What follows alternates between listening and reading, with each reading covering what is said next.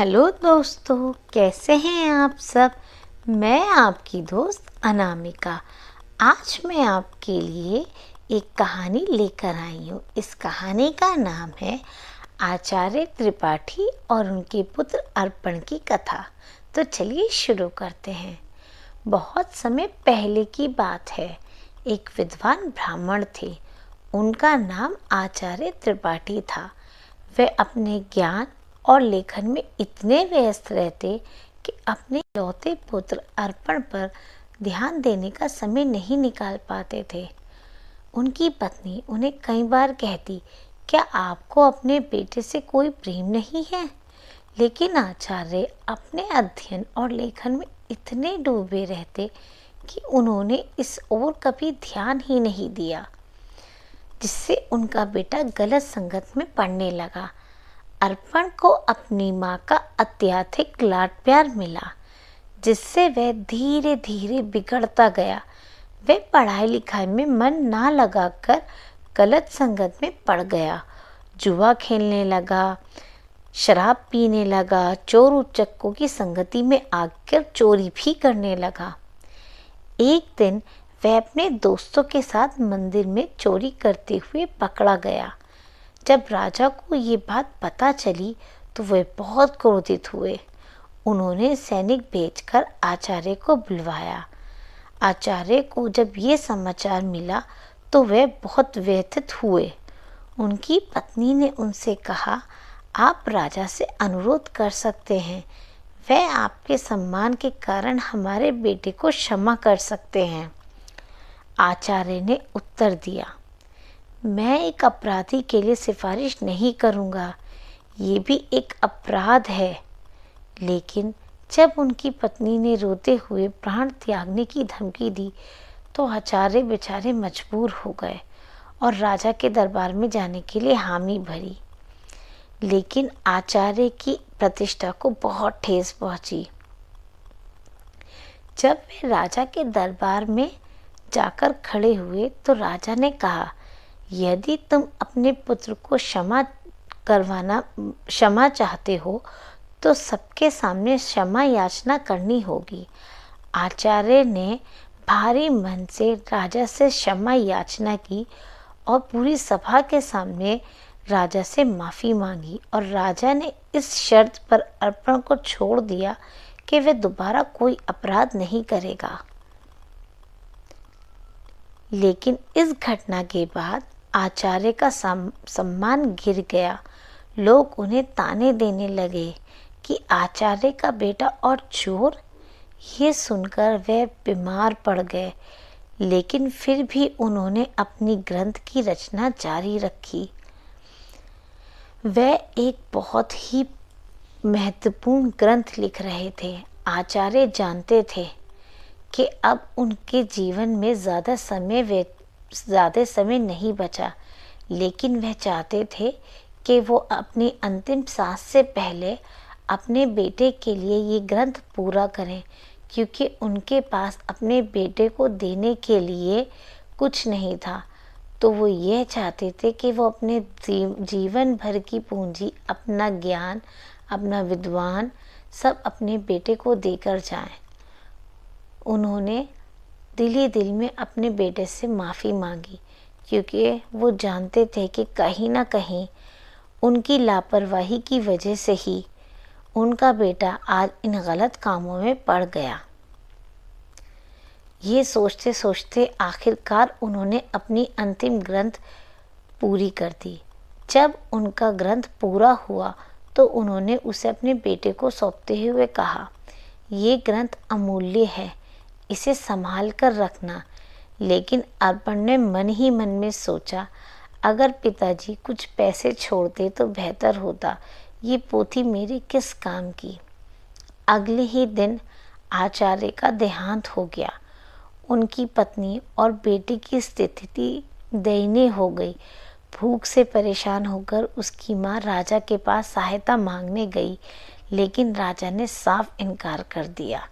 राजा ने कहा, मैंने आचार्य से कितनी बार कहा था कि वो मेरे राज्य में आए, मेरे मंत्रियों में शामिल हों, मुझे मेरे वित्तीय संकट में उनकी सहायता की ज़रूरत थी, लेकिन उन्होंने साफ मना कर दिया कि मैं इन सब चीज़ों के लिए नहीं बना, और अगर मैं आपके मंत्रियों में शामिल होऊंगा तो मुझे आपकी हाँ में हाँ मिलानी होगी, आपकी चापलूसी करनी होगी, जो मेरे धर्म को शोभा नहीं देता।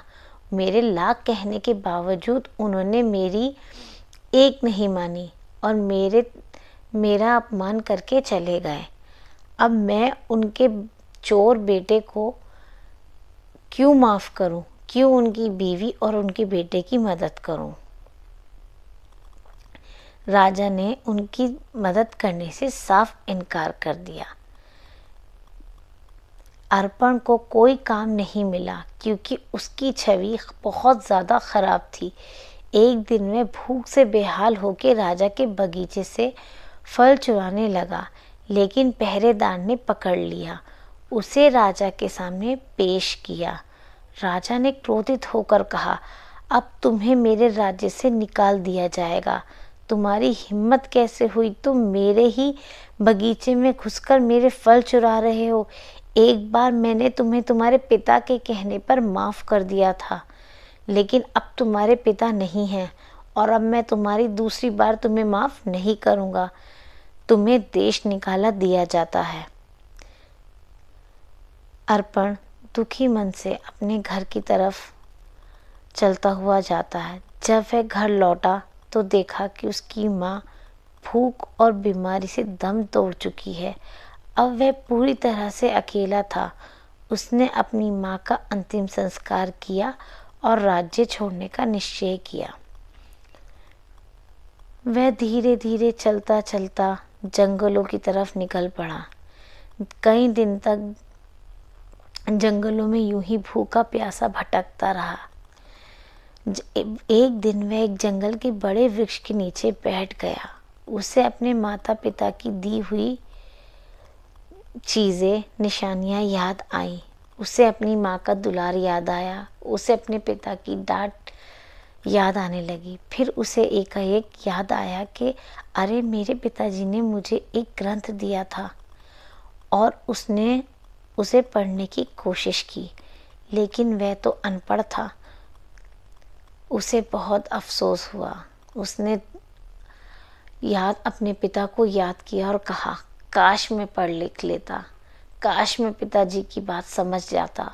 वक्त रहते मैं भी पढ़ाई लिखाई कर चुका होता, मैं भी पिताजी की तरह एक विद्वान बनता, तो मैं अपने पिताजी की दी हुई अंतिम ग्रंथ तो कम से कम पढ़ पाता। वो मुझसे क्या कहना चाहते थे, क्या मुझे समझाना चाहते थे, वो अपने ज्ञान का सागर तो मुझे दे गए, लेकिन मैं तो इसमें से एक अक्षर भी पढ़ने लायक नहीं हूँ। वो बस अफसोस में यही सोचता रहा और रोता रहा। तभी एक तेज हवा चली और पोथी के कुछ पन्ने उड़कर जंगल में इधर उधर बिखर गए। संयोग से एक पन्ना शिकार के लिए निकले हुए युवराज यश के हाथ लग गया। उसने उसे पढ़ने की कोशिश की, लेकिन संस्कृत न जानने के कारण वह उसे समझ नहीं पाया। शिकार करते करते युवराज जंगल में एक पुराने मंदिर पर पहुंचा। वहां वनवासी एक युवक की बलि देने के लिए तैयारी कर रहे थे। जब उन्होंने युवराज को देखा तो बोले, यही हमारी देवी के लिए उचित बलि होगी। युवराज एकाएक डर गए, लेकिन उसने अपनी अंतिम इच्छा जाहिर करते हुए कहा, मेरे पास एक भोजपत्र है, क्या कोई इसका अर्थ बता सकता है? पुजारी ने कहा, हाँ, क्यों नहीं, हम हर किसी की अंतिम इच्छा पूरी करते हैं। मैं तुम्हें इस ग्रंथ का ये श्लोक पढ़ के सुनाऊंगा। उसमें लिखा था, एक झूठ कई झूठों को जन्म देता है और अनंत मुसीबत लाता है। दूसरी श्लोक था, किसी का जीवन लेना आसान है, लेकिन किसी को जीवन देना अत्यंत कठिन। इन श्लोकों को सुनकर युवराज फूट फूट के रोने लगा और अपनी गलती स्वीकार की। वनवासी भी समझ गए कि किसी की हत्या करना कितना बड़ा पाप है और उन्होंने युवराज को छोड़ दिया। युवराज जब अपने महल लौटे तो उन्होंने राजा से कहा, पिताजी, ये ग्रंथ जीवनदायी है, मुझे इसे पढ़ना है। राजा ने अपने पंडितों को बुलाया और ग्रंथ को पढ़वाया, लेकिन युवराज के सिर्फ उस ग्रंथ के कुछ पन्ने थे। उन्होंने कहा कि मुझे ये पूरी ग्रंथ ढूंढ कर लाकर दो। जिस व्यक्ति के पास भी इस ग्रंथ के बाकी बचे हुए पन्ने होंगे, मैं उसे 50,000 सोने की मोहरें दूंगा। धीरे धीरे करके ये समाचार पूरे राज्य में फैल गया कि ये एक विद्वान के लिखे हुए हिंदी के श्लोक हैं जो हमारे राजा और हमारे युवराज को चाहिए। जो इसे देगा उसे 50,000 रुपये स्वर्ण मुद्राएं मिलेंगी। ये समाचार अर्पण के पास भी पहुंचा। जब अर्पण को ये समाचार मिला कि राजा उसके पिता के ग्रंथ को इतना महत्व दे रहे हैं, तो उसने पहली बार महसूस किया कि ज्ञान का महत्व धन से अधिक है। उसने खुद पढ़ाई करने का निश्चय किया। उसने वह ग्रंथ राजा को ले जाकर दे दी। राजा और युवराज बहुत खुश हुए। उन्होंने बड़े बड़े पंडितों को बुलाया और कहा कि आप इस ग्रंथ का अध्ययन कीजिए, और अर्पण को उस ग्रंथ के बदले 50,000 सोने के सिक्के दिए। अर्पण ने उस धन को देखा और कहा, युवराज, ये धन मेरे किस काम का? अभी तक मैं एक भिखारी था, जंगलों में भटक रहा था। ये ज्ञान मेरे पिताजी का है, जो चाहते थे मेरे पास आए, लेकिन मैंने सही वक्त पर उनकी कदर नहीं करी, न पढ़ाई लिखाई करी, इसलिए मैं इस ग्रंथि को पढ़ नहीं पाया। मैं आपका शुक्र अदा करता हूँ कि आपने इसे इतना महत्व दिया है।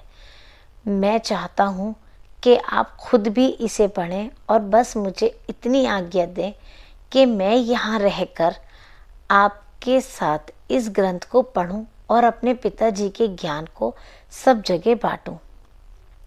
ये सुन के राजा बहुत प्रसन्न हुए। वो कहने लगे कि वो अर्पण ने कहा, राजा, मैं यहाँ एक सेवक बन के रहूँगा, बस मुझ पर यही कृपा कीजिए कि मुझे मेरे पिताजी की ग्रंथ पढ़ने की अनुमति दीजिए।